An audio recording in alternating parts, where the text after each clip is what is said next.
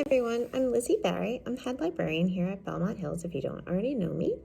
And today I'm going to show you how to make one of my favorite crafts out of used books, which is the book Hedgehog.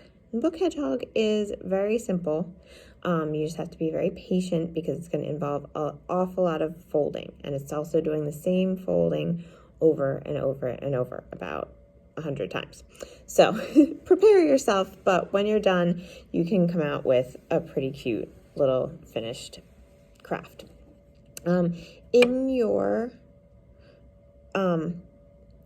bag of materials, you will see some buttons that I gave you for eyes and nose, a piece of felt that you can use to cut up into ears or any other part of the hedgehog. I don't know if you want to give it a tiny tail. I don't know if you want to make it a different kind of animal, and you can make some different ears and tails out of your felt, but that is up to you what you want to do with it.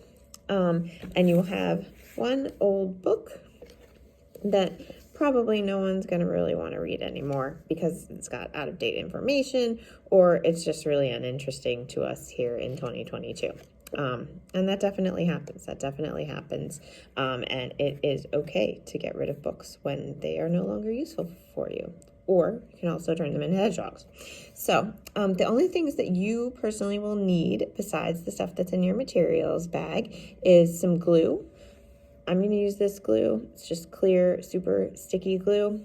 Also use a glue gun if you have one. That will be pretty good and easy to use, and it will make everything stick a lot easier. But if you don't have a glue gun, don't panic. You're just going to need to be a little bit more patient, but you can definitely just use regular Elmer's glue. And also you're going to need a pair of scissors to make your ears out of the felt and whatever else you want to cut out for your hedgehog. So to make these, you need a book that is about 200 pages. And as we see, I have this lovely copy of Mall Walking Madness. I don't really think anyone's going to be reading this at this point anymore, so we're going to make it into a hedgehog. It is 20 years old.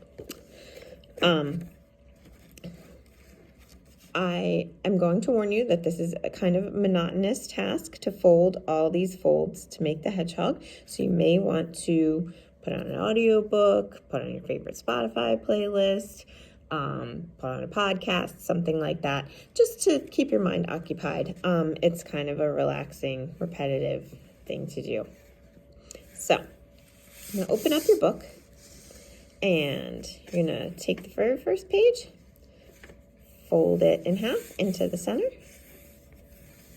Then you're going to take the top corner of that page and also make a triangle and fold that into the center. Do the same thing with the bottom of the page so that it looks like this. Okay, fold that, turn it over, and you're going to do the same thing with the next page. Fold it into the middle, fold the bottom corner up into the middle, fold the top corner down into the middle, so you get, I think that's called a trapezoid. I haven't done geometry in a really long time. But I'm pretty sure that's what it's called. Let me know if I'm wrong in the comments. Again, fold into the center. Bring up the first corner, bring down the top corner. And there you go. And you're just going to do that until you reach the end of the book. That's really how easy this is. So, I don't have that thing where you can like fast forward and it looks all cool like in TikTok. I have no idea how to do that. So basically what I did is, voila, here's my already completed hedgehog. I will warn you that when you get to the sort of end pages, it does get tougher and tougher to hold all this back. So you're just going to have to be patient. And honestly, it doesn't matter if the folds are perfect or not. These definitely aren't. And you can see that it's just the general shape of the hedgehog that you're trying to get. Everything doesn't have to be exactly precise. So you will see that you'll have this flat part that is made by the cover. Usually I just trim around underneath so that I trim it all till it's a little smaller than the pages that you can see. And it gives it some support, but you can't see it when the hedgehog is displayed. Or sometimes when I've made these with people before, people have gone and decorated this part and made it like a little garden that their hedgehog is sitting in or something like that. So feel free to be as creative as you want or just get rid of it. Totally up to you. I'm gonna get rid of it just for simplicity's sake. And then got our little hedgehog. I picked out this button for his nose. I'm going to go ahead and glue it on.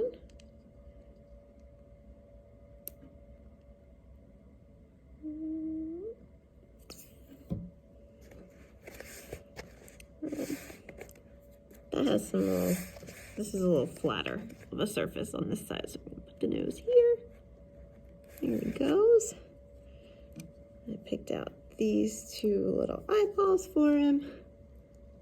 And I'm just gonna make like kind of, since this glue is totally clear, just gonna make a blob of glue and set the eyeball in there. You may have to keep an eye. If you're not using hot glue, you may have to keep an eye on these and make sure that they don't start sliding down before they dry. But he's got little eyes. Maybe I'll make them a little lower. I think he's cuter if they're lower, but definitely use your discretion about your hedgehog's eyes. And I'm gonna cut him out some little ears and really cut out whatever shape you want. I usually do like a little, kind of like a half circle, but a little longer than a half circle.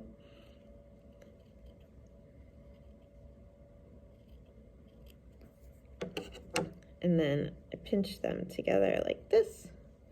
You can kind of like go in between some pages so that it stays pinched together. Oop. There he goes. Okay, so he's turning out pretty cute.